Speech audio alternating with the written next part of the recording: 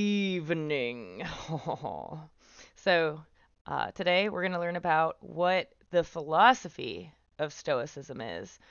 I asked somebody earlier today, what do you think Stoicism is? And they said, well, I picture, somebody being very strong, somebody uh, being confident. What do you guys think that Stoicism means? And also, while you guys answer that, first of all, hi, Louie. How are you?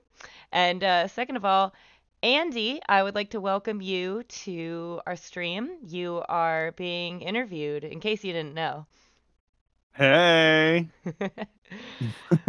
So, um, while everybody is wondering what is Stoicism, um, can you tell me what Stoicism is in the context of it being a philosophy, a way of life?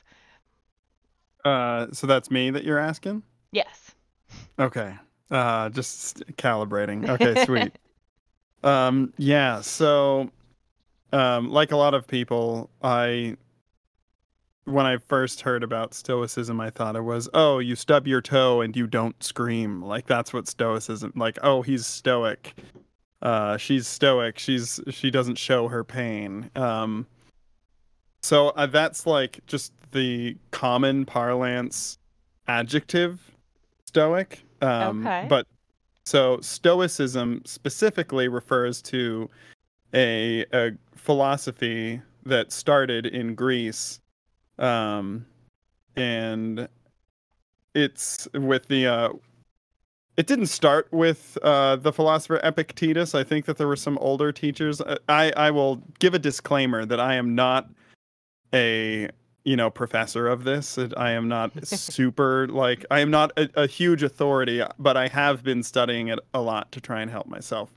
But that said, um, the philosophy of Stoicism is basically a mindset that puts your focus for what you get fulfillment from.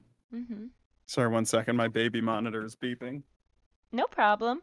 Uh, Louis the Claw says, I'm great. How are you? And greetings to you, Andy. Glad to hear you're great, Louis. Always a pleasure. And VI Falcon sends a badass cat emoji. I love that. Louis says I'm that back. he used to think that too, as far as stoicism just meaning somebody that doesn't show emotions. Um, yeah, it seems like there's a lot of confusion about what Stoicism means. So I'm really excited Yeah. to dive deep into what that really means as far as how that can help us. So you said that you said what Stoicism isn't. So what is Stoicism? Now that you're back, I didn't mean to Sure. cut you off. No worries. Well, my baby monitor kind of cut me off. It shouldn't do that again. It just randomly starts beeping sometimes. That's okay. Stoicism is a philosophy that focuses on getting your sense of happiness and fulfillment in life from only things that are within your control. And um, it defines things that are in your control as being your personal virtue, your choices, and anything really that you do or think. Those are the only things you can control.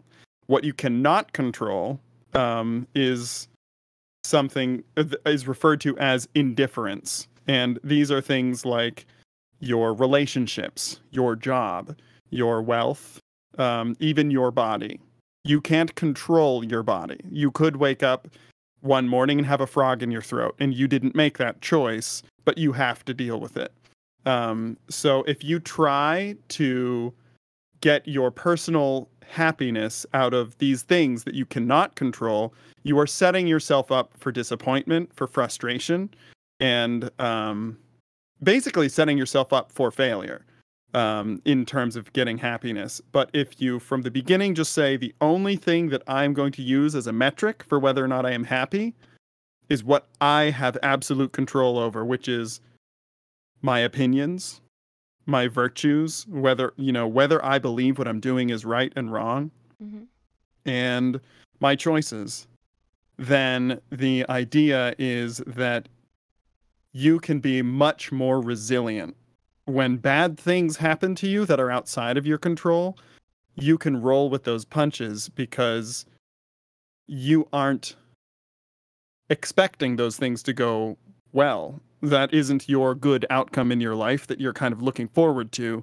The good outcome that you're looking forward to is that you did the right thing. So that's kind of stoicism as I define it, I think in that a makes nutshell. sense. May I share a quick anecdote that I think might help paint this in a way to our viewers who um, maybe struggle a little bit with analytical thinking versus more concrete thinking. Absolutely, you're the boss.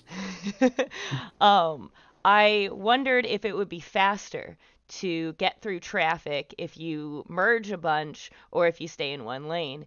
And it wasn't like a super in-depth study, really. It just was two people trying it out to see what would happen. Um, but they found that the person that the biggest takeaway wasn't even who made it there quicker because they basically got there almost the same time. But the person who was staying in the same lane had a much more pleasant drive. They listened to a podcast, they listened to music, they enjoyed the scenery, they didn't worry about things. But the person who was trying to control the situation by um, merging and making dangerous maneuvers and getting pissed off every time more cars passed her in the lane that happened to be faster than her because she moved out of it and now she's not in it anymore. Like, all of that stress just made her miserable. So at the end of the day, it's like, did it really matter if you got there faster if you were miserable the whole time? Because that's still a decision that you made, is to just like to feel that way. And that's not in any way to minimize people with anxiety or depression, to say, "Oh, well, you just got to feel better. Just stop it. Take a multivitamin." Like, it's not that. But it's just being, from what you're telling me, my understanding, and let me know if that's correct, if this is correct, just being mindful of your own emotions and trying to not let things that are out of your control get you down, and trying to take control back in however you can. Yeah.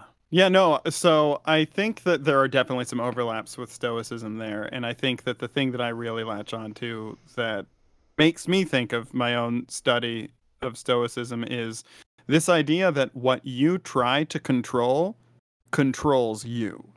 Yeah. You're not going to end up on top. If you're trying to control the traffic by like just scanning for every little opportunity to like merge in, like, you can't see the future. You can't predict whether someone's going to cut you off in the next lane, or the second you switch to the left lane that's going much faster than the right lane, Mhm. right after you merge, it might completely stop. And now the one you were just in speeds up. And now you're furious because you made a choice trying to take control of the situation, but the situation backfired on you and now you're frustrated. Whereas if you just stayed in the same spot and just released control of it, you wouldn't be, feeling victory or anything, but you would also not be feeling frustration. You would just be indifferent. So Okay. so that frees you up to listen to that podcast, or to call your buddy on the phone, or to listen to Pimsleur Chinese, and get some studying in.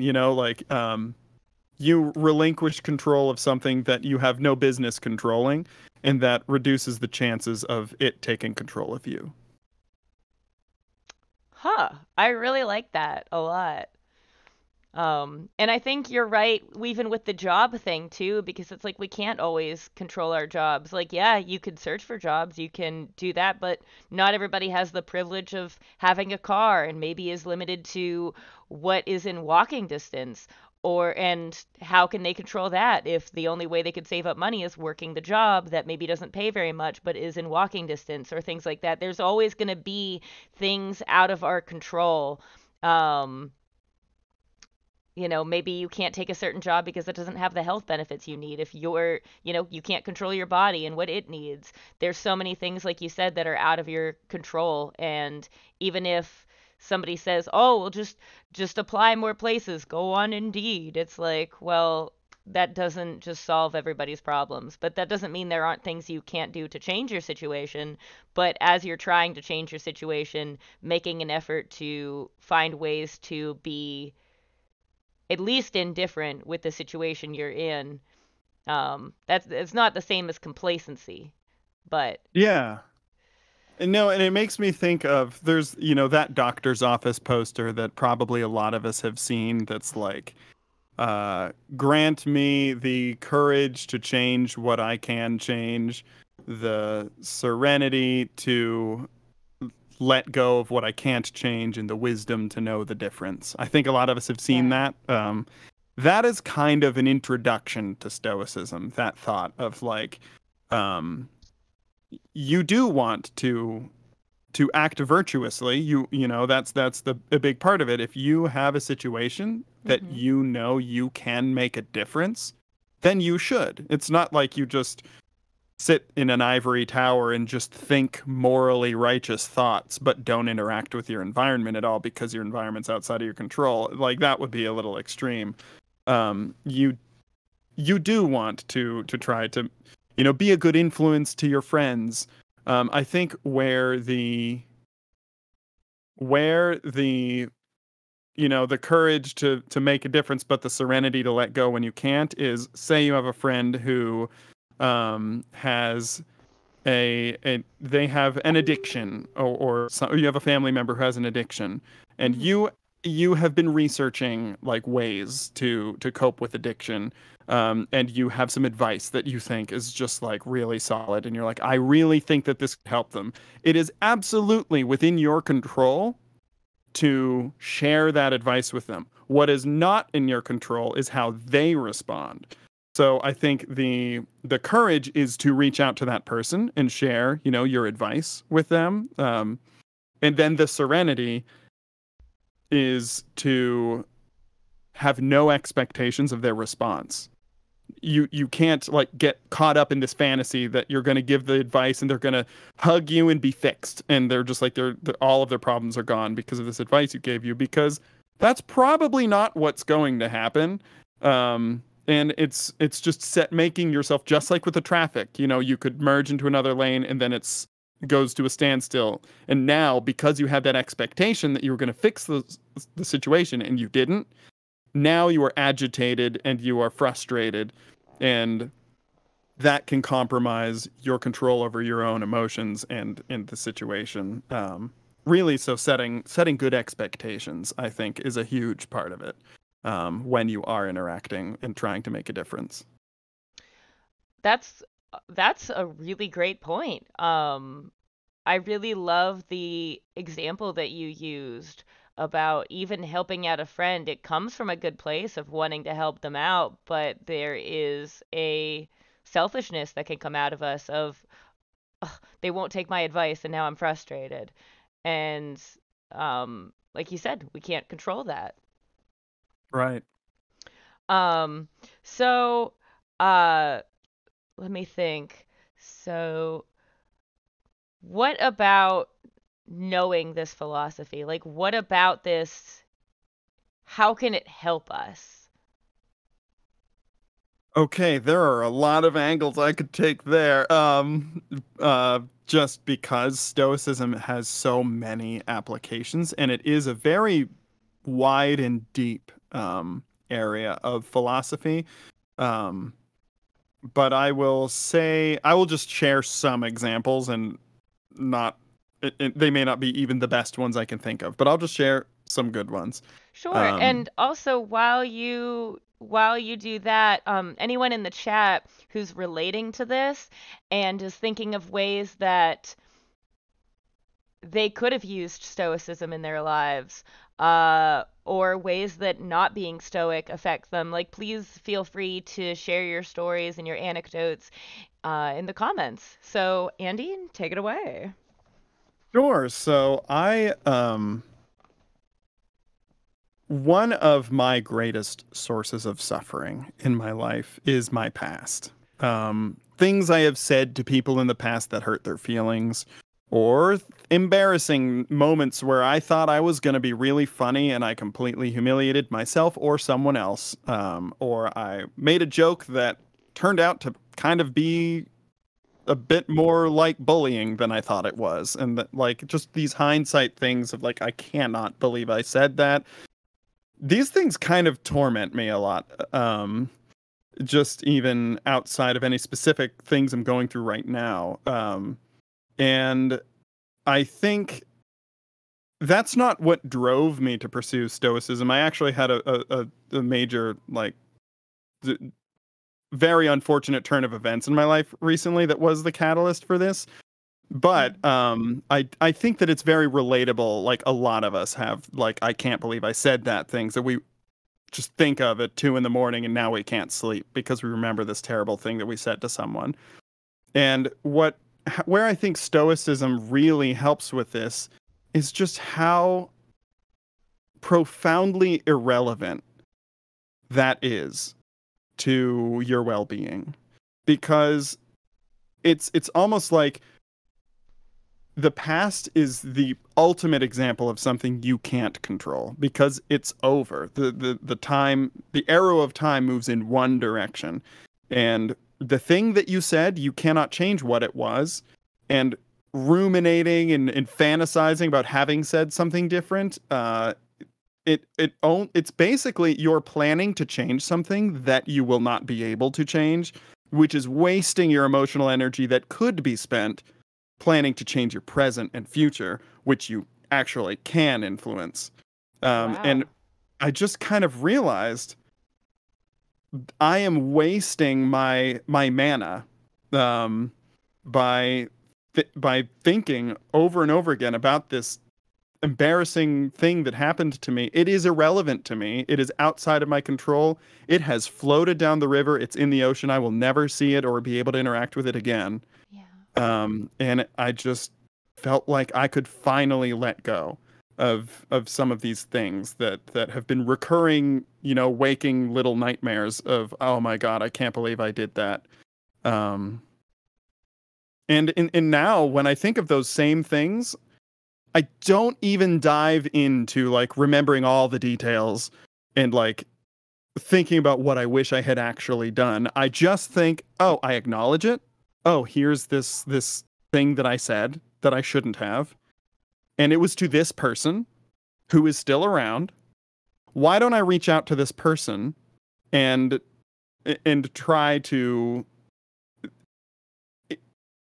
introduce some positivity into their life? Like, why don't I try to actively do something that will introduce goodness into this person's present and future instead of lamenting what I had done wrong to them in the past? So maybe that was a little rambly, but that's something that I think Stoicism has really helped me with. I don't really get the cold sweat at night anymore, remembering like those things that I had said in the past. Something that you said that really stood out to me is you said this person is still around. What about, and I want to check the chat too, because I really want to, because a lot of people have, put in their experiences. But after we go through chat, I want to know what would you say to somebody who has that experience about somebody who isn't around anymore. Um, so, Ant the Mo- on the mod says, sometimes it can be what we don't say as well. Le Okay, I'm gonna butcher this. Le Spirit de l'Escalar. Do you know what that means, Andy? Because I don't. Well, L'Esprit de l'Escalier is L'Escalier. I don't know. I haven't studied French in a long time. I have no idea what that means. Oh, you said I it would so Google well. it. I was like, wow, he knows what this is because he pronounced it Sorry perfectly. for the letdown. All right, we're going on Google today. I guess I could ask Anthemod to clarify, but I also I'll Google it. Uh, Thinking of the perfect reply too late. Oh, Well, it's a good phrase. Yes. Um, Ruminating is a good example. VI Falcon says ruminating is a good example of where this matters and was helpful for me. The conclusion is you have to live in the present, and Stoicism can be how you get there. Louis the Claw says, I try to apply Stoicism in areas of my life, but sometimes a crack in my mirror appears, and I find myself building up expectations and being disappointed.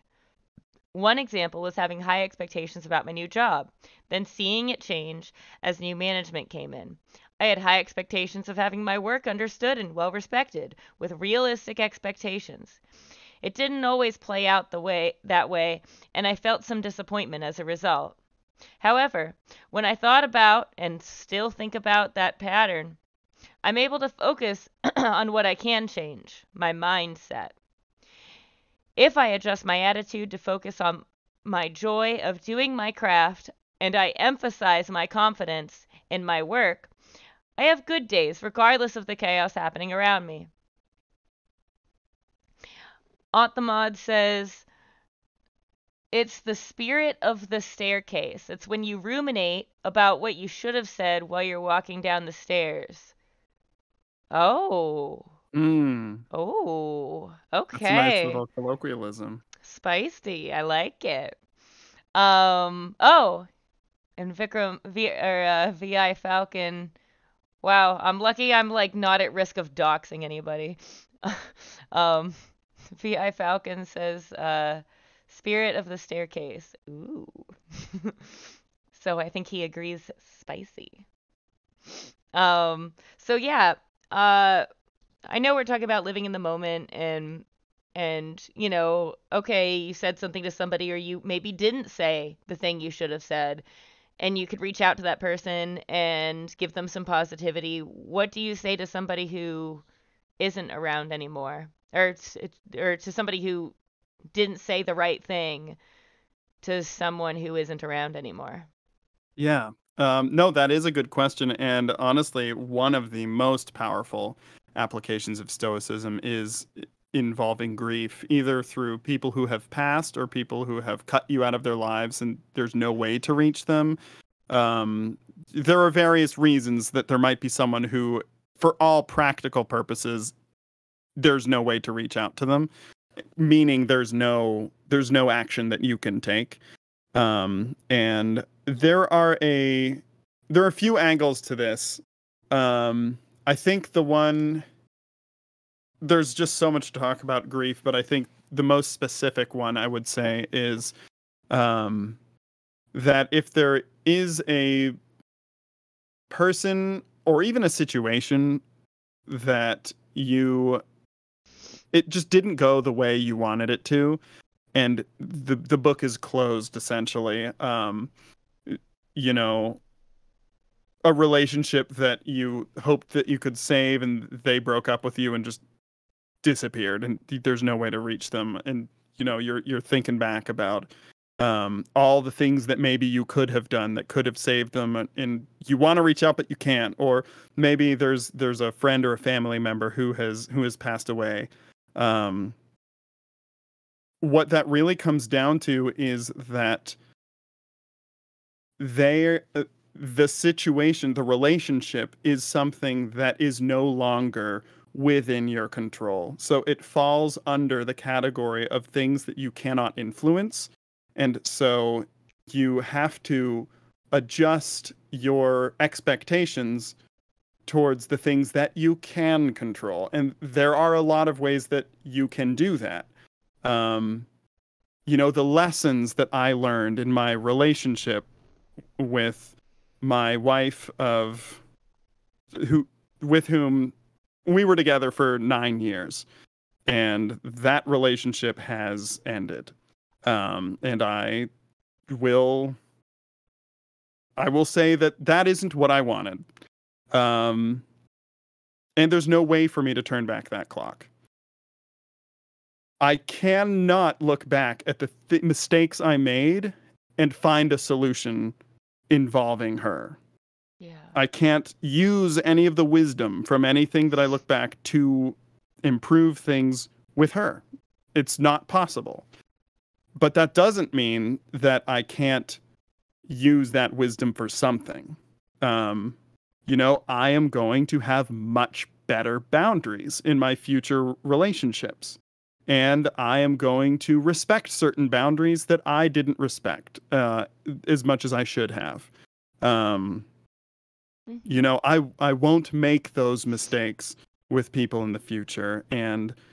Um, I can even specifically talk about the grief of someone passing. I had an extremely close relationship with my grandfather.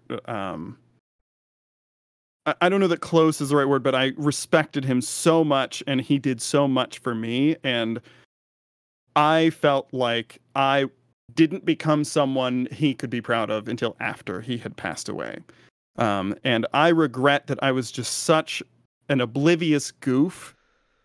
And he invested so much into me. He gave me so much wisdom and never stopped trying to teach me the way. And none of those lessons sunk in and amounted to anything until years after he was gone. And so a lot of times I do think back, and I'm even getting a little emotional now, so I'm not being super stoic. It's um, okay. but I look back and I do think a very unstoic thought of, God, I wish he could know what a difference he made in my life. I wish I could have shown him that all that time he spent trying to show me the way worked, because he had no evidence that it did when he died. And those are painful thoughts, and it is okay to think those thoughts. Yeah. But I think it's this where the stoicism comes in is acknowledging those thoughts, acknowledging that pain, and then letting it go, because that is not something I can control. My grandfather will never see um, the true fruits of his investment, but I do have control over my mindset, and I can personally make the realization that he wasn't investing in me so that he could have bragging rights when he sees what a Chad I become because his advice worked. That wasn't why he was doing it. He was just loving me. And so our relationship was beautiful. And I don't need to distort it just because I feel like I didn't live up to this expectation that I put on it. Um, it truly does fall under something that you can't be a perfectionist and put all these expectations on. Louis from the chat can't expect his superiors at his job to understand and appreciate his work. That just isn't in his control. Um, and I can't, be taller. Sometimes I wish I was a taller person, and I can't have done all the perfect things in all of the relationships I've had. It's just not realistic, and it is an avenue to suffering to hold that high standard of I shouldn't have made this mistake. Like, we constantly make mistakes in all of our friendships, and nobody knows. We all kind of understand that nobody knows when a relationship is going to be ended for any reason.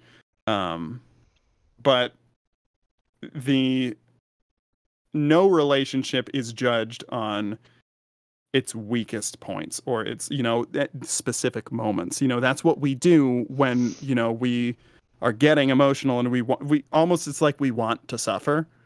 And I think the stoicism is that calm self reminder of this. I'm not focusing on reality right now. I am building a narrative, and I can shift this narrative to be a little more objective. Um, and so those are just some of the thoughts that I think when I'm dealing with grief. I'm definitely not And being stoic right now because your story, I start. This is not the first time I've cried on stream, but it just made me think a lot of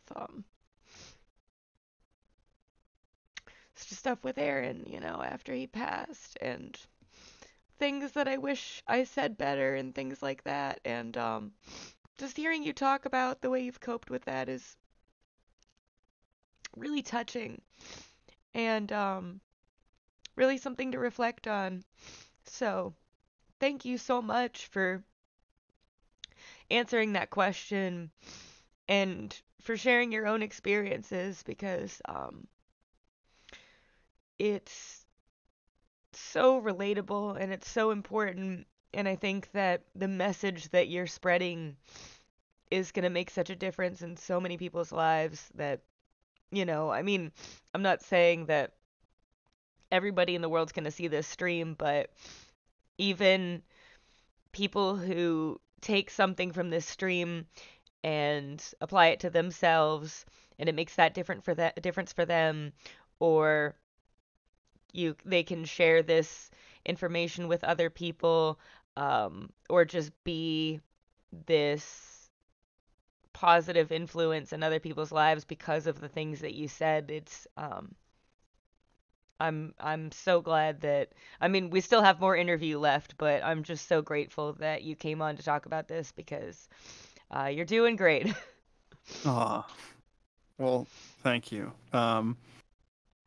And for what it's worth, to really tie in the stoic attitude of the virtue is where you can get your happiness is when okay, I'm gonna share two thoughts. Yeah, go ahead.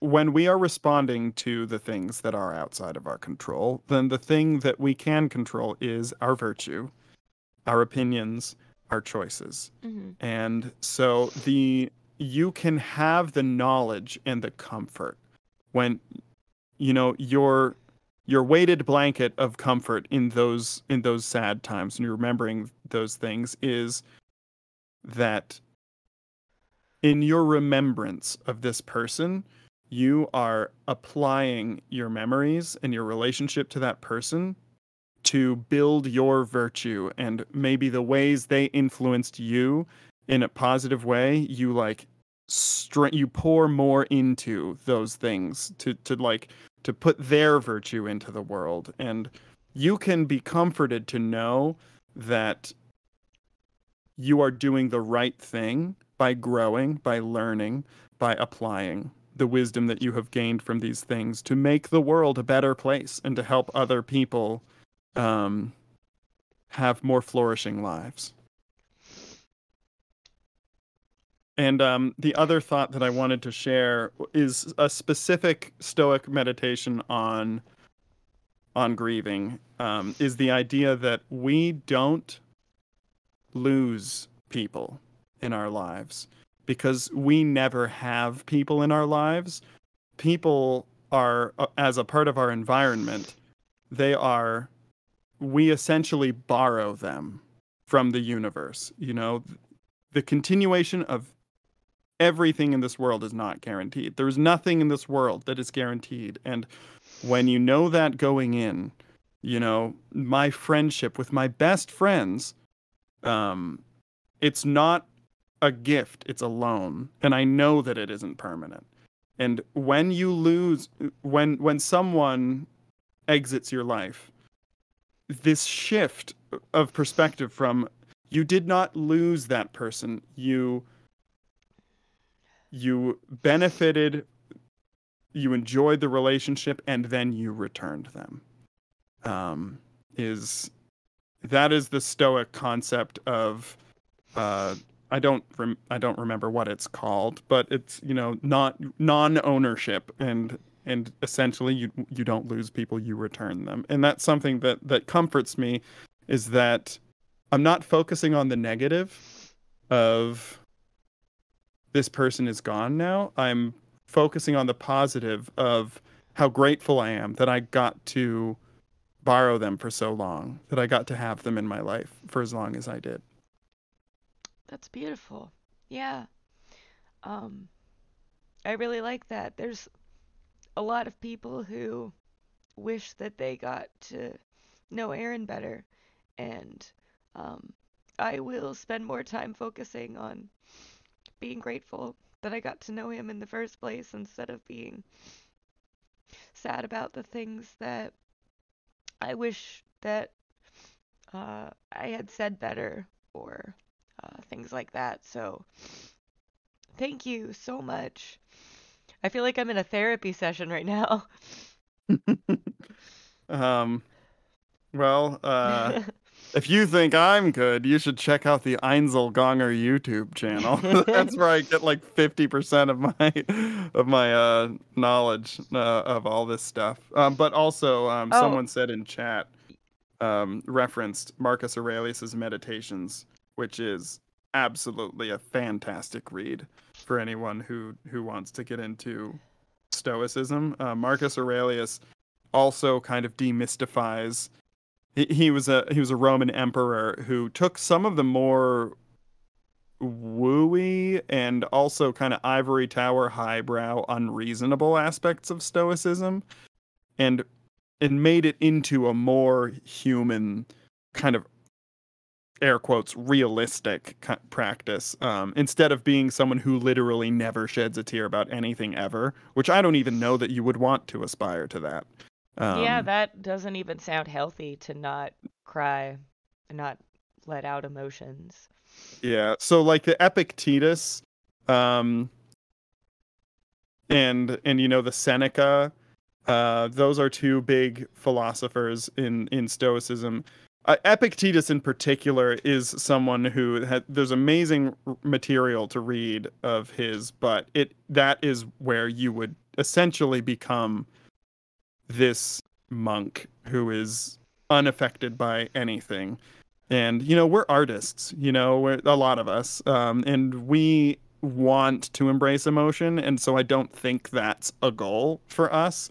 So I think Aurelius, Meditations is a more balanced look at Stoicism and how you can still be a person who sheds tears, but you can always have your emotions under control, which I think is kind of the best of both worlds. That makes sense. That makes sense. Um,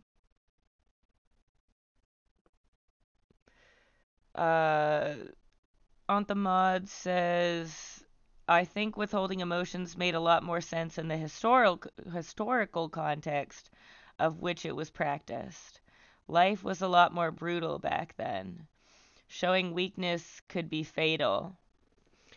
Um, yeah, I mean, I think even in today's culture, especially towards men, I have a guy friend that says that I'm afraid to show emotions in front of my guy friends because I'm worried that they're gonna think that, I'm a pussy or whatever, uh, quote unquote.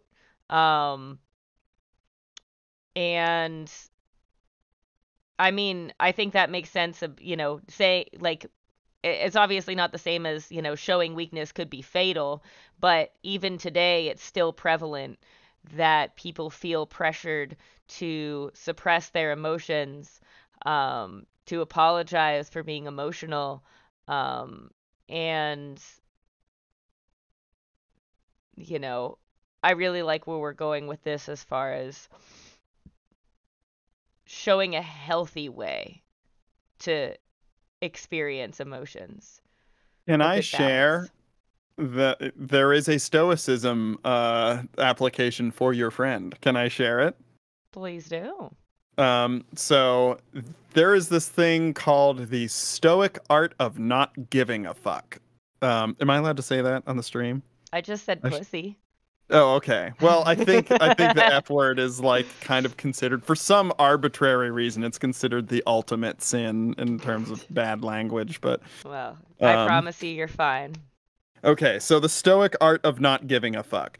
So this is sort of a um, the Stoic philosophy is that nothing that is outside of our control should be something we put our expectations on, and Hmm. we should not hinge our happiness or our sense of worth off of anything outside of our control, and included in that is what people think about us. So that sounds all fine and dandy, right? Like, okay, like, sure, I'm not going to, I can't control what people think of me, so I just won't care. Great, awesome. But that's a little harder to do, right? Yeah. Because we have brains with chemicals that just respond without our consent um, to just our environment. Like it's not we don't have total control over our brains. Um, so and that there's a stoic term for that itself, the emotional chemical response. It's called a proto emotion. A proto emotion is like the one you don't control. You see like a bunny get run over in the street, and you're just immediately like stricken with like sadness. That Yeah. that happened without your control, and then the true emotion is what follows. So like how you could even Epictetus, the great Stoic master himself, would raise his eyebrows if somebody jumped out of the street and started banging a pot with a ladle in front of his face. Like he'd react emotionally to that because that's chemical, right? And he might be aroused if like a very attractive person he's attracted of the orientation he is. I'm not aware of what it was, but um, he might feel something, and then the idea is that the Stoic would acknowledge the proto emotion, but then choose what the emotion that comes next would be. Anyway, so Yeah. the proto emotion that we experience when we embarrass ourselves in front of someone or someone says something judgy is shame. Right? We immediately feel this Yeah. feeling of shame, and like, your posture will slack a little bit maybe, and your face might get hot. Um, but you can actually kind of fix that through the Stoic art of not giving a fuck, which is exposure therapy. Go to a cafe, maybe for starters, one in a neighborhood that you don't live, so you're not gonna, have your next door neighbor who's getting a coffee next to you. Order a sandwich and eat it without your hands or any silverware. Just use your face. Just do something that is totally socially unacceptable, but not illegal. Key part there, not illegal. Something that no one can stop you from doing, but is gonna make people look at you with disgust. Is the idea. Yeah, may I share an anecdote? Sure. Let me just real quick Oh, just yeah, totally. get to the end of doing that will trigger that shame, but Mhm. you did it on purpose, right? So it's not as intense. And by repetition of doing that, you can cultivate this muscle memory of prompting disgust or shame or judgment from other people, and seeing you've proven to yourself that you were fine afterwards. Nothing bad happened to you. And it kind of takes the claws out of it, so that even when it's your friends who are like, "Oh wow, you're a pussy," you're like, "Oh wow, what do you think of me literally doesn't fucking matter." You don't have to just jump to that from just making the decision that that's how you're going to respond. You can actually practice it in kind of a safe environment. So that's something that has helped me a lot, is intentionally acting ridiculous in front of people, and thriving off of their disdain, and then carrying that into more personal situations where it's a little more hard mode. Yeah, there's a TED talk where somebody said about setting themselves up for rejection all the time, and there was a whole list of things that they went through, like to situations that they put themselves in. And if anybody is interested in trying something like that, that isn't eating with your face at a cafe, but maybe some, you know, lower stakes things, that's something to check out. You and I, Andy, we both have experience canvassing.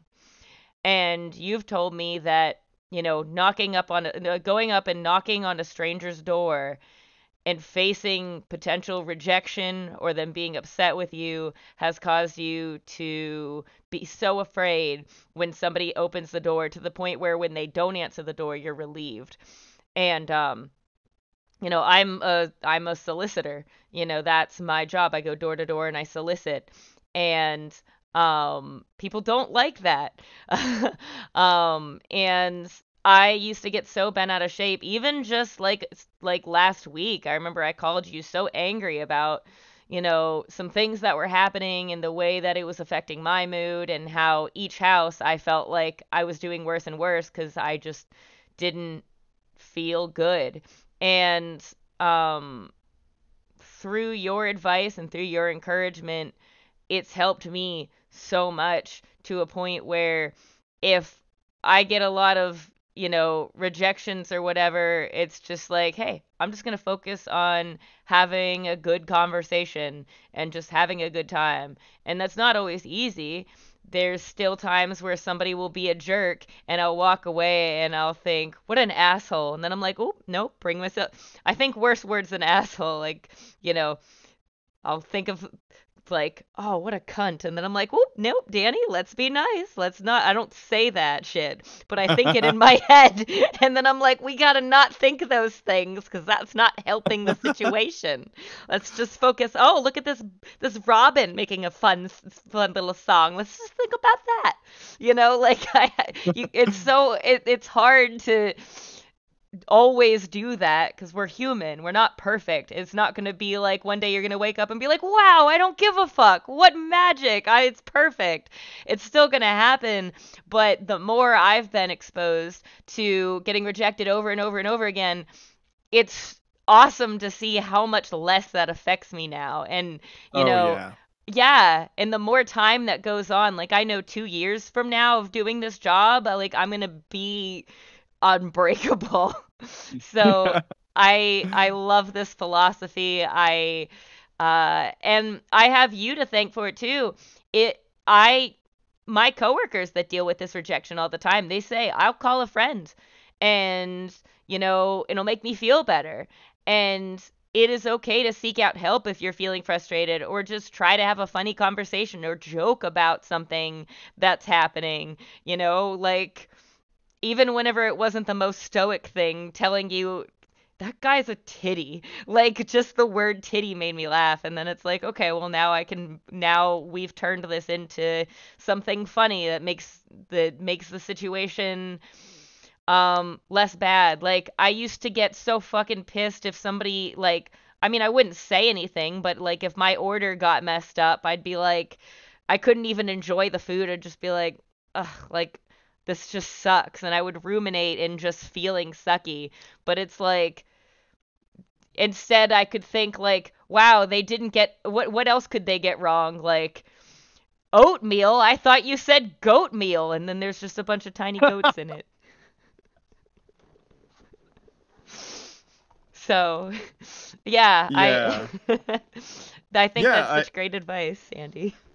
I mean, so regarding the orders thing, I think it's, our stoicism levels vary based on context, but food is definitely one area where I think I was always just kind of a natural stoic, because I can't think of a time where I got the wrong order and was disappointed. Like, even if it was something completely random, I would just be like, oh, okay, well, this is an adventure. And I ordered lasagna, but I got scallops. I don't See, even know what scallops are. Like, okay, let's and then I eat them and I'm like, oh, these are kind of tender. This is kind of nice. Like that's there are a lot of aspects of my life where my family refers to me as like just happiness incarnate. And that kind of changed through a lot of trauma in my adult years. I've learned how to be a sad person, but uh, when I was younger, like kind of nothing could get me down, and I think I was almost like my default configuration was stoic, hmm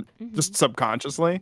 Cause just I kind of just accepted whatever it was that came my way. I rolled with it, and like, cause I was just too impatient to like think like I'm not gonna order something else. Then I'm gonna have to like go in line again, whatever. Like this looks good enough. I'll just eat this. Like it's always kind of how I've responded to those things, and Yeah. I would like to get back there someday. I'd like to untraumatize myself enough that I could be that goofy person who just um there's a Stoic concept called amor fati, which means I know it sounds kind of like you're saying farty, but it's Latin for love of destiny, love of fate. And it is literally just the idea that whatever happens to you, you accept. Whatever it is that the server brings to you, you accept it. Whatever it is that your boss says to you, you accept it. And that's the thing that's happening to you. You're going to embrace it, and you're going to like roll with that. And I think through the conscious and intentional practice of that, hopefully I can get back to that point where I'm just kind of dancing through life like I did when I was 18.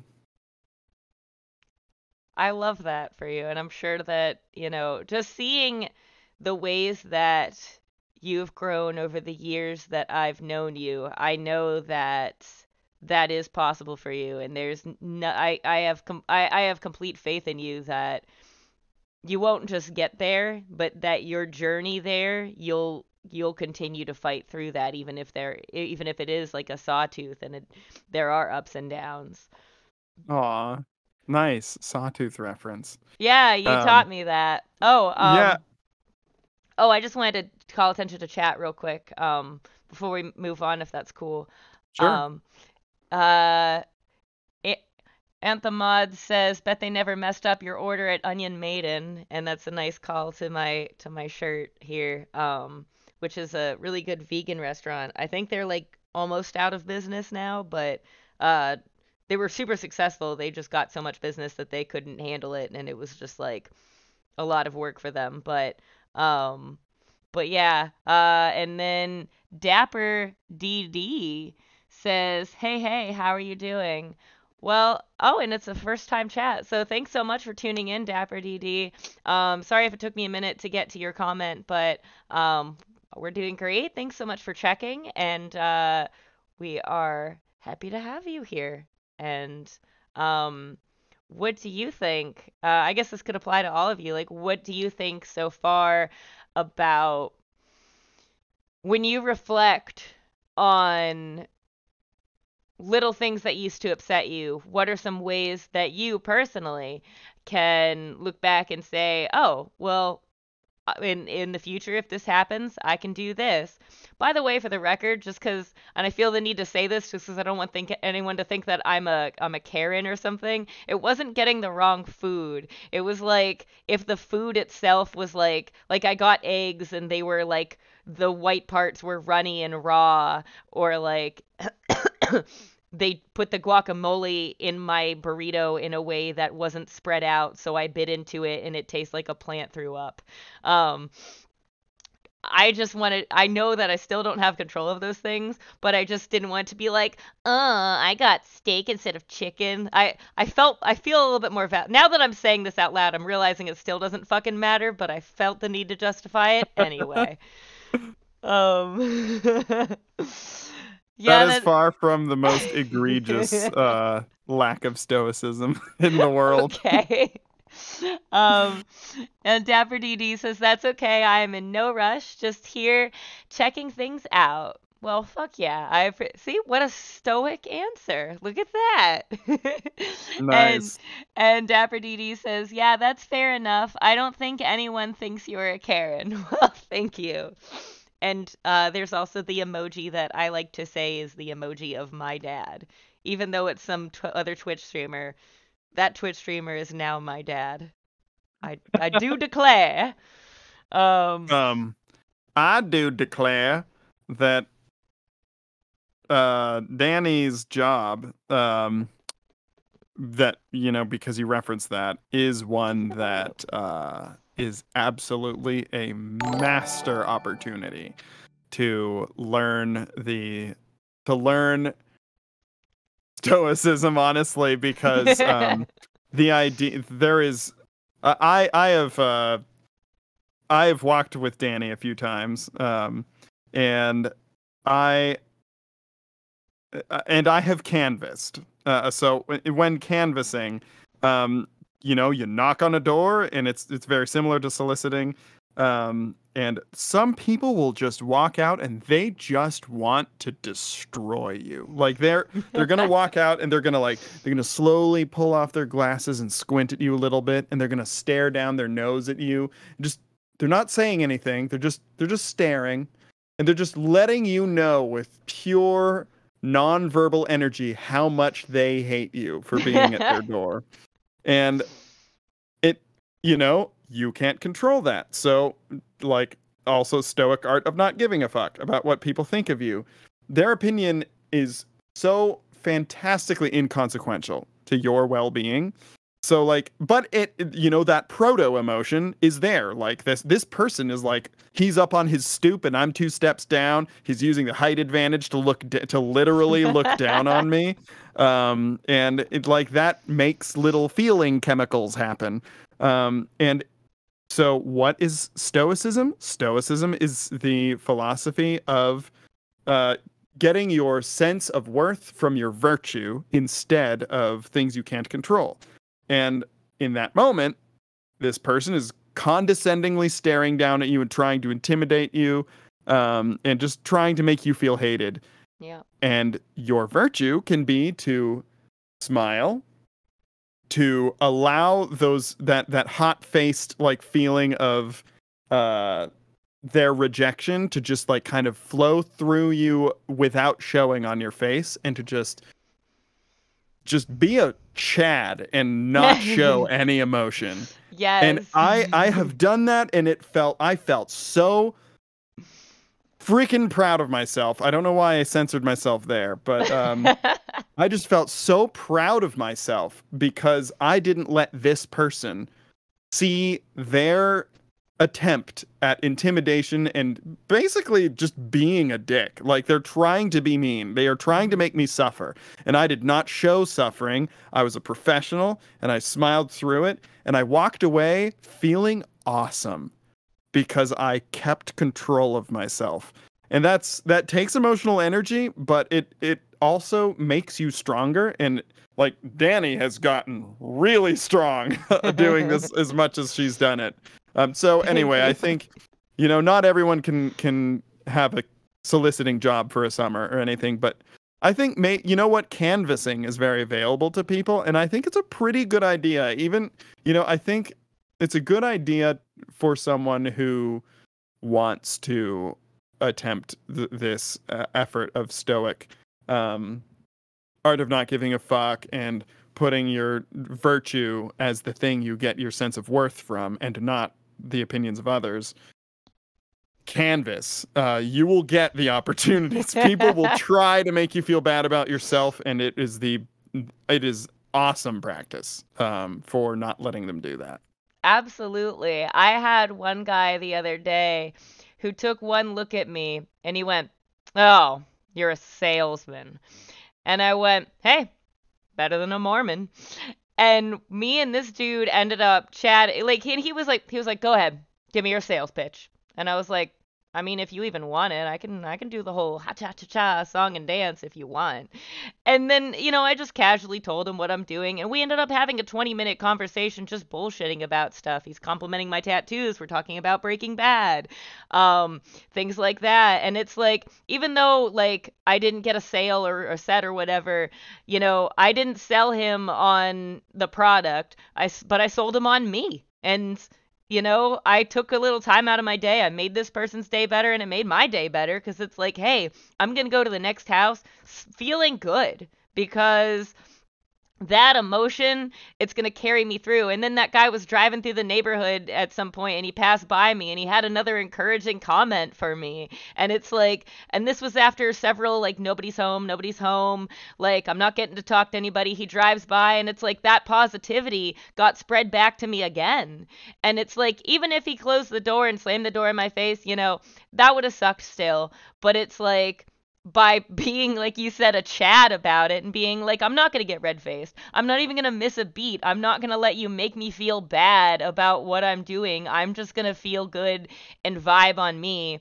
That felt great. And that is an example of, okay, I changed this person's mind about, like, sure, they said no to the product, but they said yes to me as a person, and that felt great. You're still going to have people that close the door on you, and there's still those people where I'm just like, I know they're going to say no because they open the door like this. And I can't even see their eye. It's just blackness, like I'm talking to the Babadook. And um and I'm still nervous in those situations where I just say, "Is this a bad time?" And they're like, "Yeah." And then I'm like, "Okay." And then it's like, "Yay, I didn't have to face the rejection of them saying no, because that would have been scary." I'm not perfect, but it's still like Andy said, shit, fall's coming up. You want to canvas for like a couple months to help people get some signatures on something, register to vote or whatever the fuck. Like, it's great fucking practice. Um, and then I'm gonna check the chat too. And I didn't mean to steal the show for a second, Andy. Thank you for letting me talk. I really appreciate all the shit that you said. Uh, Let me see here.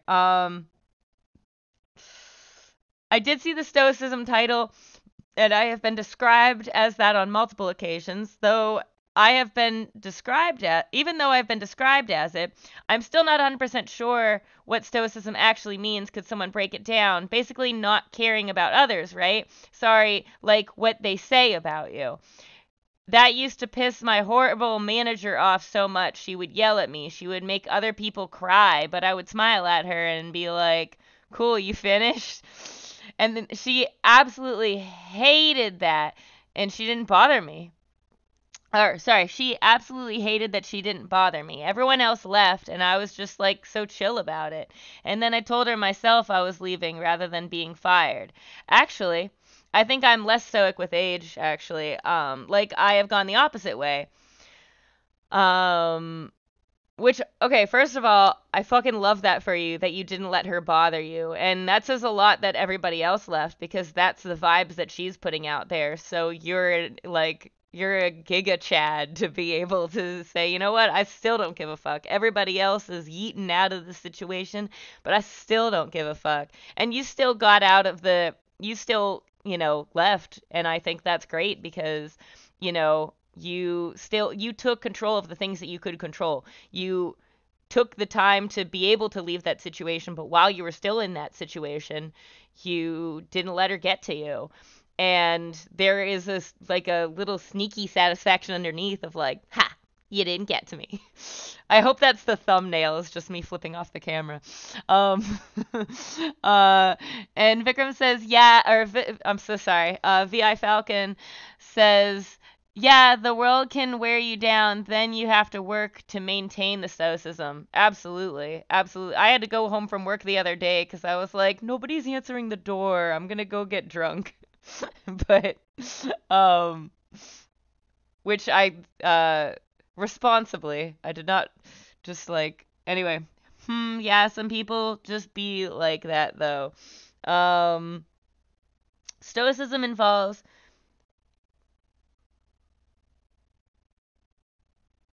was this Oh, was that you, Andy? Oh Andy? yeah, I just typed it because I'm also Oh. watching the stream. Oh, okay. I was so confused. All right. Stoicism involves caring about others in that you strive to have a positive influence on the world and your community slash environment, but you don't let the opinions of others affect your sense of self-worth or happiness, nor do you let anything else that is outside of your control affect your self-worth. So yeah, much like my conversation with that guy, it's like I just tried to make him laugh and have a good time, rather and make myself have a good time, just putting out positive vibes even though somebody's giving me negative vibes. Uh, and Dapper DD says it's like last Wednesday at work for me. It was asshole central all day. I was like, what the fuck is going on? And you said, yeah, wait to keep control of that situation, Dapper. And Dapper DD says, yeah, but I feel I lost that ability. I respond more angry now about things which I don't like. Someone beeps me in a car and I used to just brush it off, but now I get really angry and have a row or something. What does have a row mean? I thought Um, have a row meant like get in a fight, like you're punching each other. oh, maybe that's what that means. I've done that too, where it's just like, I'll be like, I'm going to start off the day with a positive attitude. And then somebody cuts me off and I just blare the horn. And it's like, well, we've got to reel it back. But I think especially in traffic, it's so hard because you don't see the person. You don't. It's like how people can be so mean on the internet because they don't see your face. If somebody's in a car and all they see is like a fucking Jeep, it's like, fuck that Jeep, you know? You don't know who's Yeah. in there. You don't know that person that goes home to their cat every day who loves them and they take care of their cat and they're such a loving cat mom. You don't see that person. You just see that fucking Jeep that cut you off. Um, but yeah, and it if you find that stoicism is getting more difficult, Andy, what do you have to say about that? If you're noticing it's Oh, getting harder than it used to be for you. sure. Yeah. I also after let's go into this first, but I Yeah. definitely want to go into the negative visualization thing in response to what Aunt the Mod just said. Because yeah, Aunt the Mod's right on the money with what they just said. But regarding stoicism getting harder, I mean, so um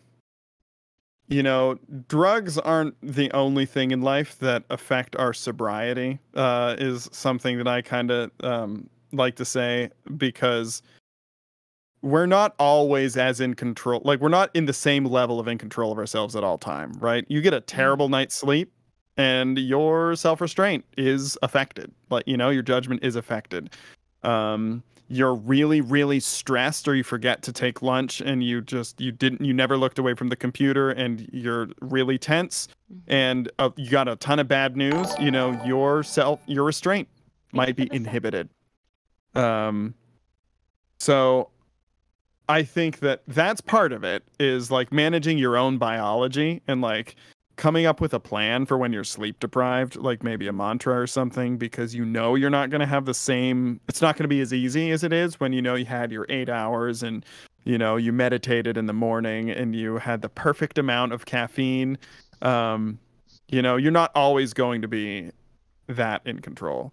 But also, I think stoicism is a practice, and it's easy to it's teaching yourself to keep certain thoughts kind of waiting in the wings to swoop in, so that like you remind yourself these thoughts. You don't just learn them and then you have it. Like, you have to remind yourself, like, this, like, worth I'm worthwhile because of my virtue. I am worthwhile because of my virtue.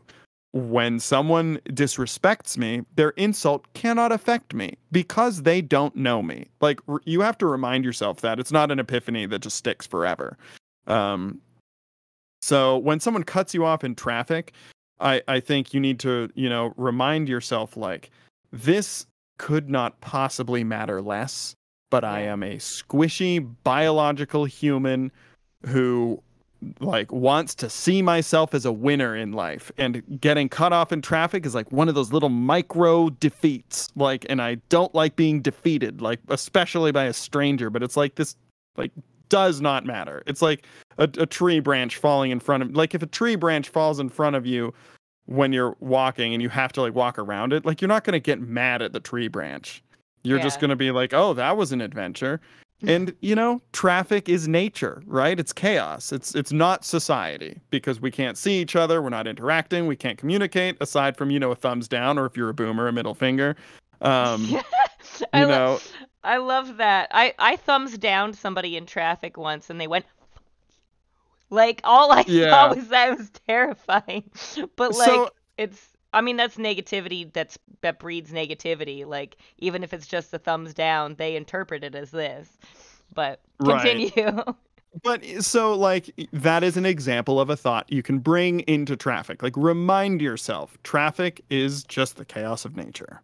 There is no intent here. Mhm. It is just animals. It is just nature. And there is no person on the other side. Like, there's no person who cut you off, because they're not really acting as an agent, as a person in society. They're not thinking about you being a human. They're thinking, I'm in a hurry and I want to get in this lane. Like, so there's no Mhm. like attack. They weren't attacking you. They were just being chaos. So, Yeah. like, I think letting go of this idea that there was a contest that you lost, it can be like summed up in this thought of traffic is just nature. And so you can do all of those like more in-depth, like you can journal about it and like and have those more in-depth thoughts, and then like have kind of a mantra that's just a few words that represents all of that thinking that you've done, and that can Yeah. kind of keep it available so that you can remind yourself like, oh yeah, that's right, I don't give a shit about this and here's why. Otherwise you just kind of lose sight of those, those insights, and then you can forget that it doesn't matter and why.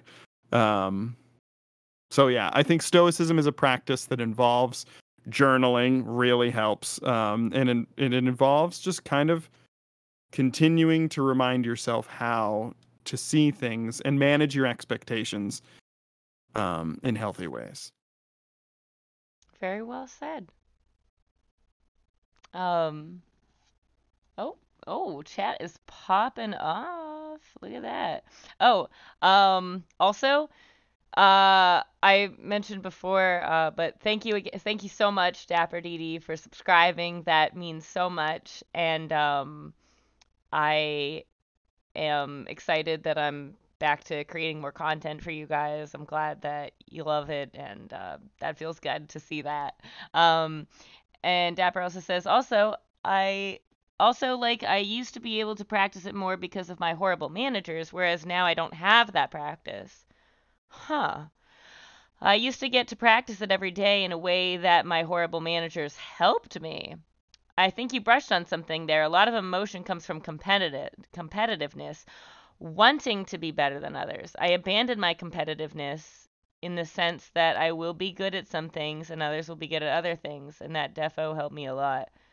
Oh, fuck. Ooh, Danny, are you That's listening? called out in HD. Called out by Dapper DD. I think you need a screenshot of that and to put it on your fridge. I fucking will. I'm gonna be a boomer and take a fucking picture of it with my cell phone.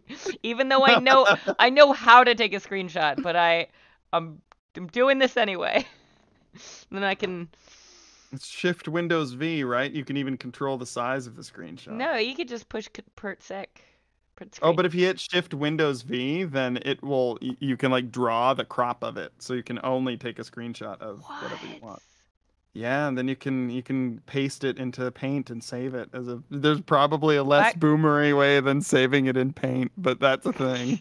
Well, actually, I tried that and it didn't work. But you can just type in snip in the search bar, and then it pulls up the snipping tool, which is like automatically installed in your computer, and then you just click new, and then you can highlight it and you can crop it, and then you don't even have to save it through Paint. You could just save the image.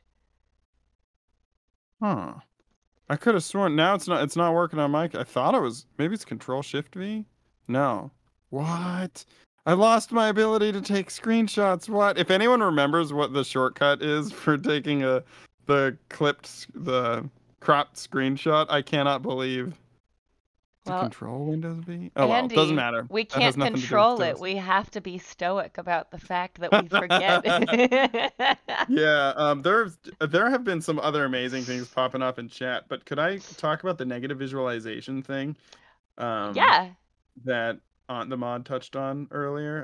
Yeah. So before in chat, I think this one slipped through the cracks, but Aunt the Mod had said, I could be wrong about this, but I think a huge part of stoicism is managing expectations, trying to have a realistic view of the world, recognizing how common wickedness is, and trying not to be surprised by this. So Danny and I were actually just the other day talking about this exercise called negative visualization, which Marcus Aurelius in the book Meditations that Aunt the Mod had mentioned earlier has a section where he says Meditations is his journal. He wasn't actually planning on having it published. It was published, posthumously. But so this was a journal entry where in the morning he wrote, today I will be met with, I'm paraphrasing, so I'm going to get it wrong, but today I will be met with interference, ingratitude, um, and just a bunch of other negative things.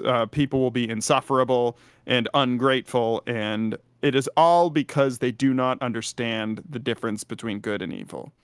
And um, the original quote is way better, but the point is, today, bad things will happen. I will get cut off in traffic. I am telling myself that now so that I see it coming. There will be people, I'm going to knock on doors today, and there will be people who will slam the door in my face. There will be people who say, "Are you a salesman?" And they're going to spit on the ground. That will happen. And I see it coming. And I pity those. Maybe you don't have to pity those people, but like, I do not resent those people because they simply don't know. They are ignorant of good and evil. And I like that too. Um, You're not saying, "Oh, they're an asshole." It's just they are unaware. I like that. yeah, Um, and what's key in that is that you are not only bracing yourself for the negativity, but you are preemptively forgiving the other person for it, so that when they do it, you're not going to be super salty. You're just going to be like, "Yeah, I suspected this was going to happen today," and you can react like kind of the quote unquote grown up in the room. I like that. And I practiced that the other day. You gave me that advice and the next morning I was like, I'm gonna be met with these mean people and it's gonna happen. And then I don't even remember which day that was or what kind of day I had, but I've been practicing it. And I know that in general it's been helping because I've just noticed a difference in my mood. So I I'm really grateful that you shared that advice with me the other day. I mean, I know we try not to talk too much about the topics before an interview, like before a Twitch interview, because obviously I like these to just be live conversations, genuine, not something that's rehearsed. But I did practice the tips that you've given me, and I know that they have helped. Um, and then let's see. Everyone makes mistakes. Dapper DD said, oh, wait. Oh yeah, in being stoic. Also, everyone makes mistakes, every single person on the planet. If someone says they haven't, they are lying. Aunt the Mod says, I like to practice stoicism by trying to be mindful of the fact that my cat will die someday. Trying not to hide from that is a sad inevitability. But literally trying to remind myself of it. Not to suggest I won't be sad when my cat does die, but that hopefully I won't be shocked by the cruel unfairness of death on top of sad. That's true. I mean, with pets, they will not be around our whole life, but we are their whole life. So if taking those moments to reflect on that mean you're going to spend more time with your cat, um, and really cherish those moments that you're petting him or that he's sitting next to you just vibing, those are good because those are in your control. Those are, and it is preparing you for the fact that that is going to happen, but it's also like a way to enjoy the good times more too, to be more grateful for them. At least I think, because I do the same with my ferrets. And Dapper DD says, "Oh, that's cool. I find this stuff really interesting. Super great to join in on this debate." DTG 333666. Oh God, it's a pick me. Hang up and talk to a real man. What is that? Uh, are they? I don't know if they're. Are you implying that about Andy? I don't. I mean, if you are, I'm sure he will be stoic about it and not be offended. That's right. Maybe they're just testing to see how stoic you'll be, Andy. um, I do not know DTG 333666, so I have no assessment as to how well they know me, but I do not think that I can be injured. I also am not going to assume that that is what they meant. yeah, But I don't know. But I do like saying DTG 333666. I like how it all rhymes and then at the end it's like I'm gonna get metal. Fuck yeah. yeah, yeah, That's a but fun no, you meme. are absolutely correct. There's no way that that is going to hurt my feelings. Well, good.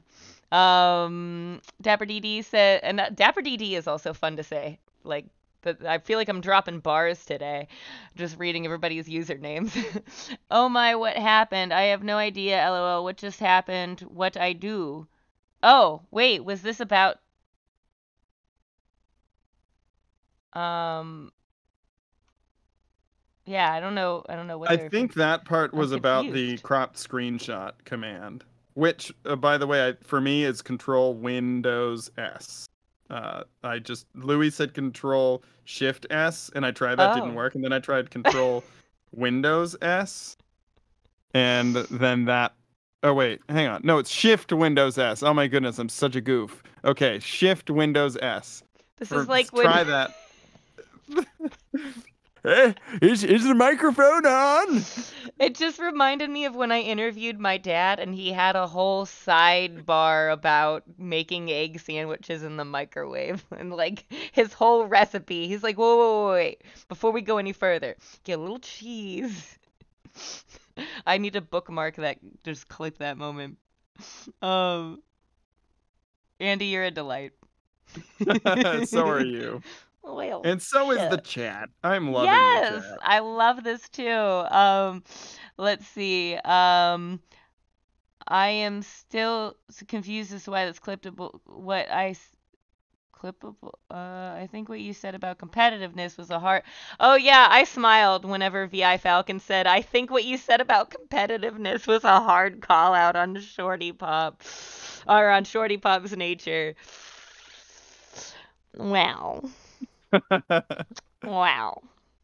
Um, Dapper DD says, "Oh, okay, that makes sense. Thank you, VI Falcon. I think the ultimate test is can you play Monopoly and lose horribly and feel completely fine?" Oh yes, No, I can't. that is the ultimate test or risk or any of those games. It takes forever to lose. Oh, It's gonna be God. 2 more hours that I continue to be in an unfixable defeat. Oh, Yay! God. Monopoly has been banned from my household. My family won't let me pick it anymore. And then I got mad that they wouldn't let me play Monopoly. That's the rage I experience because I want to win at Monopoly so bad that even being told I can't play Monopoly, I get mad. I I played Zelda today and I went to the fucking I went to this place where there was a sign. I was like, "Ooh, what does the sign say?" And at the end it was like, "No solicitors." And I was like, "I'm not even working right now, but I'm offended by this." And I had to take a moment. But uh just that made me think of that too. But yeah. Oh yeah, especially since Monopoly can take so long. I see this is why stoicism is good because I just it the competitiveness, all of that can just be washed away. Um if, you know, if you just don't give a fuck, like Andy said. To be fair, Andy is a Chad. This kid is probably about 12. How old are you, Andy? I think the kid they're saying is 12 is a 666 person. Oh, aw, aw, they called you a Chad. Aw, thank Aw, you. what a nice compliment. I'm stoic. That compliment means nothing to me. Shut up. You know you're relishing it. Delicious compliment. Mmm. Mm, Feel it the whole way down. vitamin C. Vitamin C. C is for compliment. I get it. Yes. Oh goodness. Okay, we're debating more in the chat about how to take a screenshot. And then how old are you lot? It's like my grandparents trying out VR for the first time. All right, I see. Quite competitive, is he? That isn't stoic though. Why can't you just forfeit? You should be allowed to forfeit in Monopoly. Is that allowed? That wouldn't be stoic. If I'm Honestly, like, I can't think of something less stoic than crossing your arms and saying, I quit. Yeah, don't know anybody who's done that before. Although, actually, Ooh, the word actually. I hate the way I sound when I say actually because I used to say it a lot. It was kind of a know-it-all, and it's like, yikes. Let me say the same thing I was about to say, but without starting with the word actually. Um, Part of being stoic, I think, is knowing how to put yourself in an environment where you will behave virtuously. And if you can tell you're starting to feel a little spicy because, you're losing and you're getting mad that you're losing, and those proto emotions, like that hot face, just keeps coming, and you're Yeah. getting tired and you're like, I'm going to slip up. I'm going to slip up. It's too much. Then perhaps forfeiting is the smartest way to excuse yourself from the situation so that you can maintain an air of stoic dignity and continue to be like charitable and kind to everyone, and then kind of get yourself out of the situation that is making you feel spicy. That makes sense. That makes sense. I mean, 2 hours of losing does it. I spent 2 hours trying to fight a boss yesterday, and I knew I was going to lose because I didn't have enough shit to fight him. But I was like, well, I'll just try. I can't give up without a fight. And then I lost, and I like threw my controller, and I was so mad.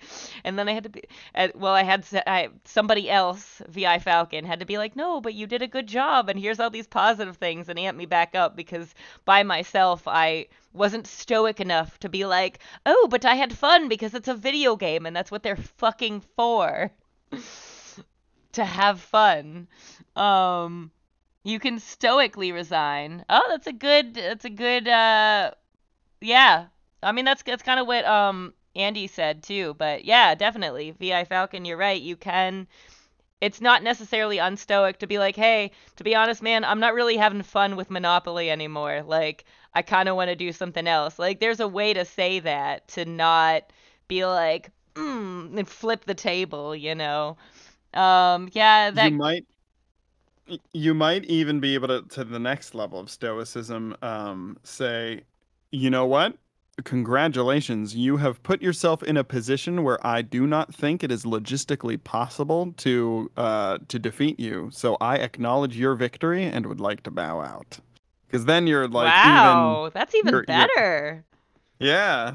Then because that's really virtuous because you are acknowledging their victory, and honestly, who doesn't like to win? And so you're helping their victory feel better. So you're Wow. making your friend's night better, and yeah. So that's how I try to use stoicism to be anti-toxic competitive.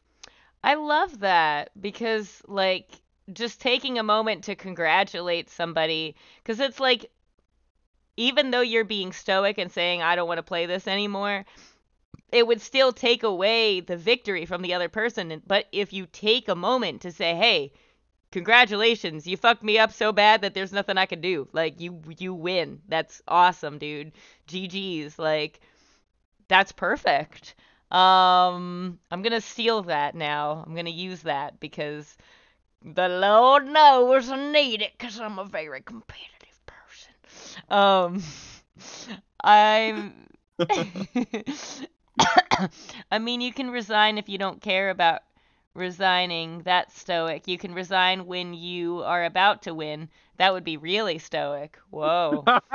Damn. That's Damn. good. I I like how that would be stoic. It's like becoming a meme.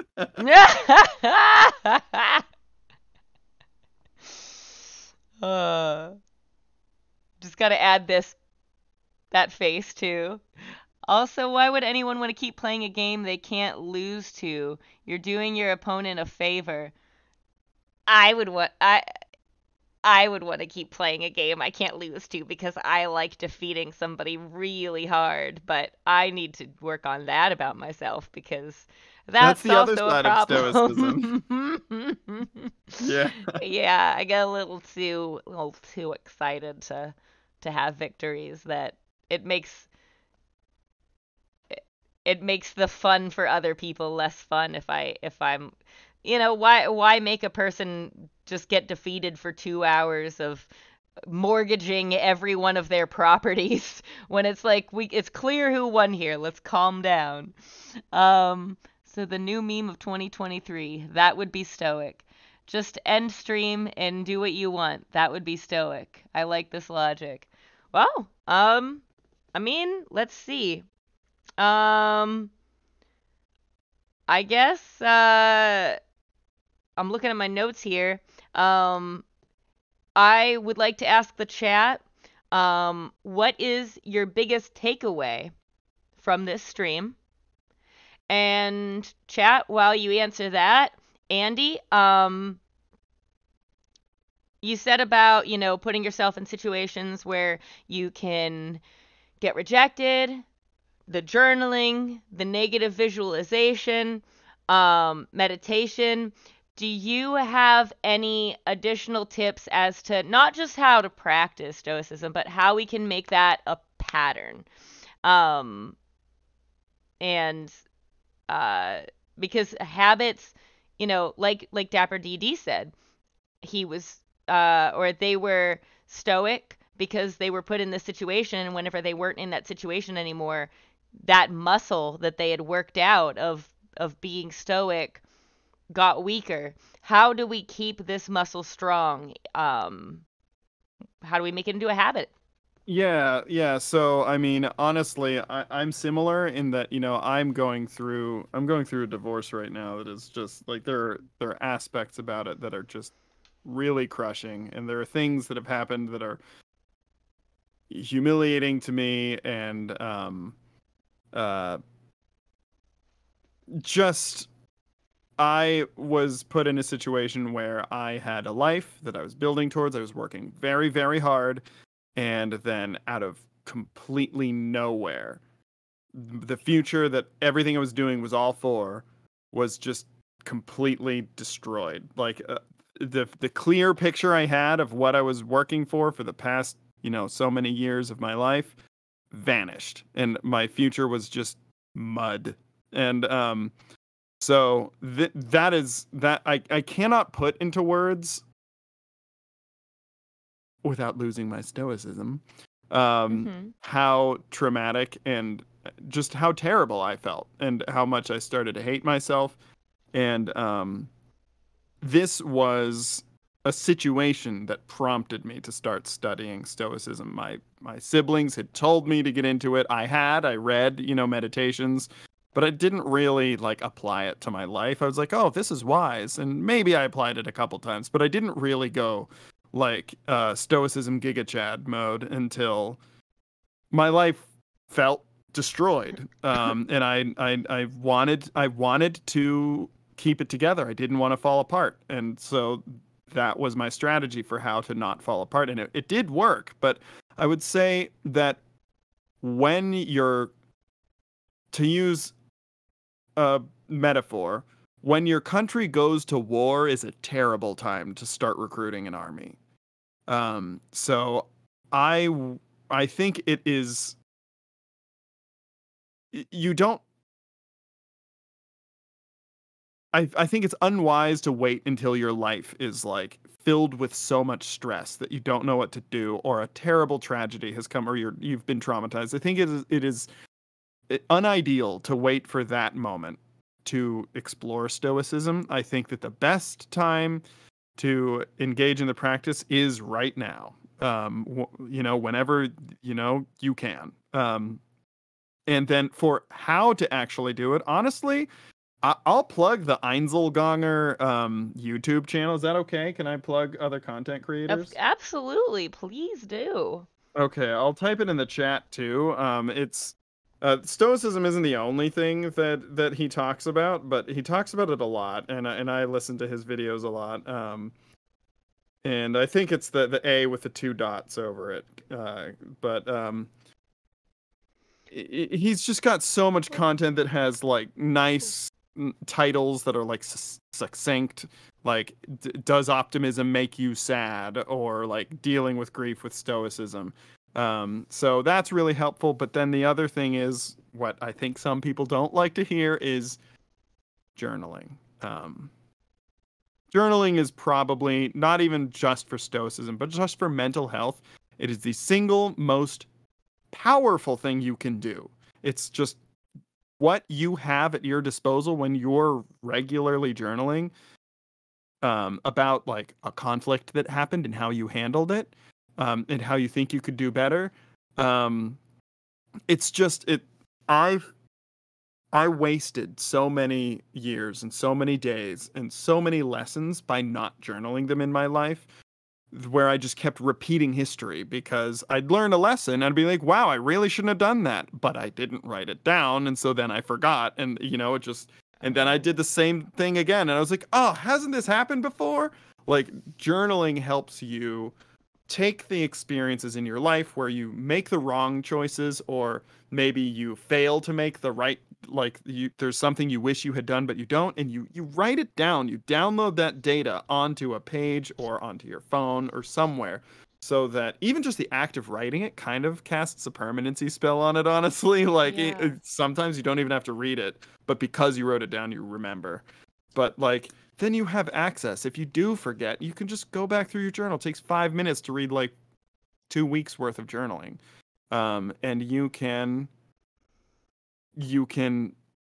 basically hit Control S on your wisdom instead of just letting it disappear when you go to sleep. So journaling is I can't recommend it highly enough. I still don't do it as much as I should. I do it like three out of the 7 days of every week currently. But what I do have is absolutely precious. Like when I go back, there's so much information. I'm like, oh, thank God I wrote this down. Aw. And And you, I've gotten better at handling stressful encounters with my ex. I have gotten better at handling my emotions when they start to get out of control. I've gotten better, honestly, I think, about communication with all of my friends because I write these things down and I learn from them. So that's my advice. Check out the Einzelganger YouTube channel and journal. I love that. And you also recommended this amazing app called Dailyo, and it even has like this little uh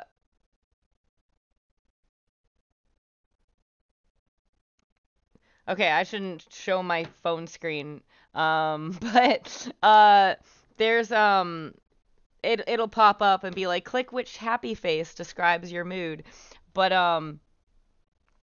uh sorry, that like I used all 5 of my brain cells for loading information just now.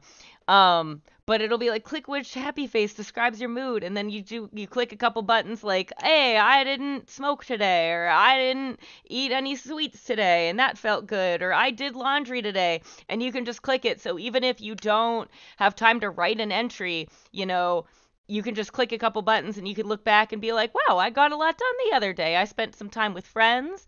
I partied a little bit played some video games, or I relaxed or whatever. And you can feel good like referencing that. And then there are spaces where you can write down things or take a picture or recording. And it's been very helpful because some other journaling apps, they're so involved where it's like, oh, now you have this character and you got to pick out clothes for it and this and that. And it's like, I don't have fucking time for that. But Dailyo, that Andy recommended to me, has been very helpful, and it's not naggy, and it helps me very easily journal my emotions, and it's always there. It's not like I have to remember to pull a book out of a drawer and write something down. It's a notification that reminds me. So if you're like super ADHD, for instance, like me, and object permanence is like not a thing, and as soon as the journal's out of your fucking field of vision, you forget about it. Having an app that can remind you, hey, which happy face are you today? Like, that's helpful for me. So yeah, just to expand on what you had said about journaling, for anybody who, since you said some people hate that, for anybody who maybe does struggle with trying to journal, that could be something helpful. And Dapper DD says, when do you guys usually stream, by the way? You have a stream schedule. So that's a great question.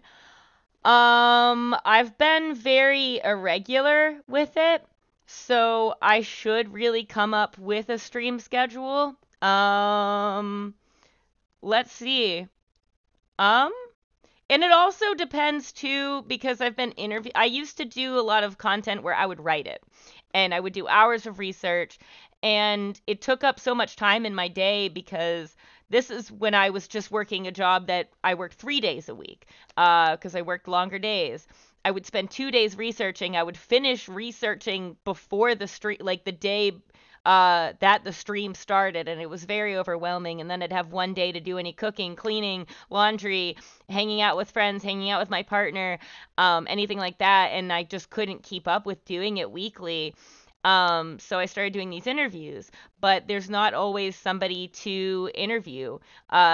There's not always a schedule that works best for everybody when I try to interview them. So the thing that's worked best in my life to keep a more consistent, Jesus, I can't talk, to keep a more consistent stream schedule, or at least do it more often, has been these interviews. Um, I wish I could tell you, oh, it's every last Saturday of the month or whatever. I don't know, but if you'd like, I have a chat online where I keep people updated.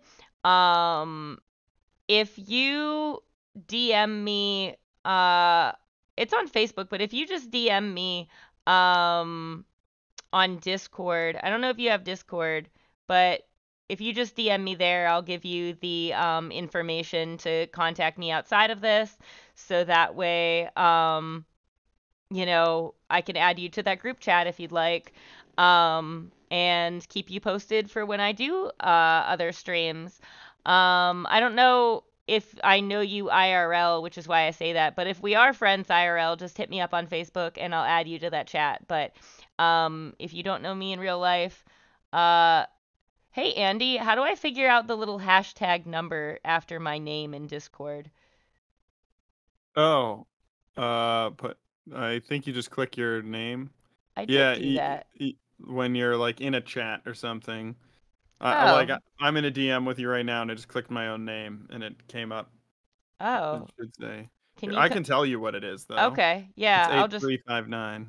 Okay, so this is my Discord name. It's D Cassander number 8359. So anybody, I'm gonna post this on YouTube too. So anybody that wants updates, just hit me up on Discord. I'll add you to a group chat so that way, or not a. Oh, I might make like a Discord chat or whatever where anybody can contribute ideas of what they'd like to see too. But yeah, that's basically the easiest way for me to go about keeping people updated of when I'm gonna stream, just because it's really hard for me to be able to consistently make content. Um, I bet journaling would be amazing after making dramatic changes to your life too. That way you still have a connection to how things were before and can make realistic assessments as to whether you really want to undo that dramatic change or not. I love that. I think that's great. Um, what like Yeah, that's good. yeah. And I think a lot about like people I know that, or well, like I shouldn't say, let me think of another example. So like if you know somebody who is in a light switch relationship where it's on and off and on and off, and you know they're like not happy with that person, it's like um them having the ability to look back and be like, "Oh, I wasn't happy in this situation. I don't want to be in that situation anymore." Or if you thought, "Oh, I really like I loved this time and now this time isn't, happening anymore." And then you could look back and be like, "Oh, this is a little different than what I expected." Um, you know, uh let's see. Before and after dramatic changes. Can we keep the takeaway to 200 words or less? Only messing, haha. Sorry, that's my ADHD talking. LOL. Yeah, to be fair, journaling looks really helpful. It's really great for progress and stuff. And why does the middle one always look depressed as fuck? It meant to be neutral. Yeah, you know what? In the app, instead of being like, well, I can't even. I can't even imitate that just like me, that like straight line smile where it just looks like that person is just a shell of a human being anymore. This one's middle smiley is like, hmm. Uh and I was thinking about that today, so I'm glad that you brought that up. Um Lists are my best friend, honestly. And yes, me too. ADHD is my downfall. Oh, I actually have another stream. It's on my YouTube channel. This is my YouTube channel. It's just my name. I have a stream about coping. I have two streams about ADHD. One of them is coping about it, and another is just me and a friend talking about ADHD and ways that we've coped about it. So definitely, if that sounds like something you're interested in, and it sounds like you are because obviously you've struggled with it. If you're looking for ways to uh, cope with that easier, little life hacks, if you will, to make that hopefully a less stressful endeavor in your life. I hope that that might help. And I encourage you to check that out. Oh, damn. Yeah, I can imagine that taking up a lot of time, though. Is it a Discord chat? Yeah, sure. What's your name on Discord? Is there a Shorty Pop Discord? No, there's not a Shorty Pop Discord yet. I've been meaning to make one, but I'm too computer illiterate yet to figure out how to make one in Discord. It's in Messenger right now, but I'll make one in Discord too, so that way people that just everybody can be a part of that. Or whatever platform people usually use, because the one that is currently on is Messenger, and I like don't put a lot of personal information on there, but if it's people that I don't know in real life, I probably wouldn't want like my social media being attached, if that makes sense. We can make custom emojis in Discord. Oh, fuck yes. Oh, I have Discord Nitro too, so I could spoil you guys with some fun stickers.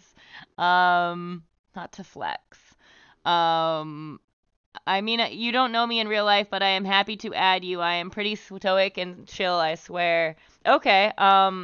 Well, my name on Facebook is the same as my YouTube channel, so I just want to say thank you so much, Andy. You did a phenomenal job. How you feeling? Oh, I'm feeling great. Thanks for hanging out. You're feeling great? That's not very stoic of you. I am feeling at one with nature. Well, Andy, I am so glad to hear it. I'm really grateful that you joined us today, and I think that you really helped people learn a lot. You helped me learn a lot. I cried. Like goddamn. Hey, Um me too.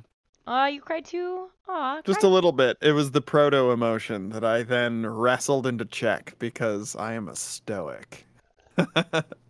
Aw. Well, we could be cry buddies. Yeah. And stoic buddies at the same time. Both are And completely also, okay. I think I just wanna restate that I don't want to be an Epictetan like ultimate stoic. I don't want to be someone who never cries, like because I think, I'm an artist, I'm a musician. I love listening to extremely sad music and just losing it. Like I think and I love listening to super hype music and getting really filled with joy and optimism and excitement. Like I think that our emotions are they our emotions can control us if we aren't careful. That's what I think stoicism really helps with is I think, emotions enrich your life and allow you to, even sadness, even negative emotions, enrich your life and allow you to experience an interesting, um, fulfilling life. And what I think is important is just that you are able to be a good person and you are Mhm. able to maintain control over your choices.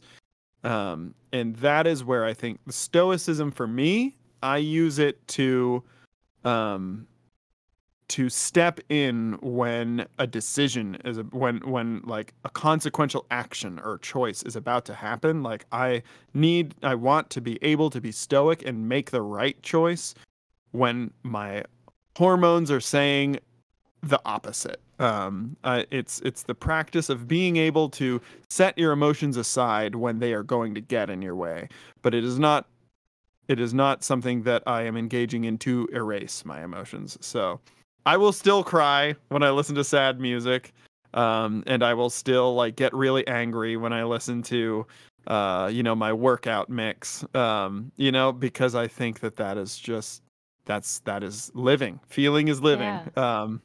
Oh, And yeah. so, yeah, stoicism in the modern day, I think, is nuanced, and artists can totally use it without losing their spark. I loved what you said too about listening to sad music. I listened to a Stuff You Should Know episode once about how to deal with a breakup, and they said that, um, you know, people didn't find it helpful to just indulge and like binge on eating ice cream out of a, container or whatever. Instead, people found that listening to music of what they related to really helped them. And it's okay to listen to sad music to get out a good cry as long as you don't stay in that dark place. Letting yourself treating it like a tunnel that you get through instead of trying to uh, go around it, which is not possible. Facing that emotion, facing that feeling, and letting yourself feel out what you're experiencing with the knowledge that you will get to the other side of that tunnel and you will get out of it.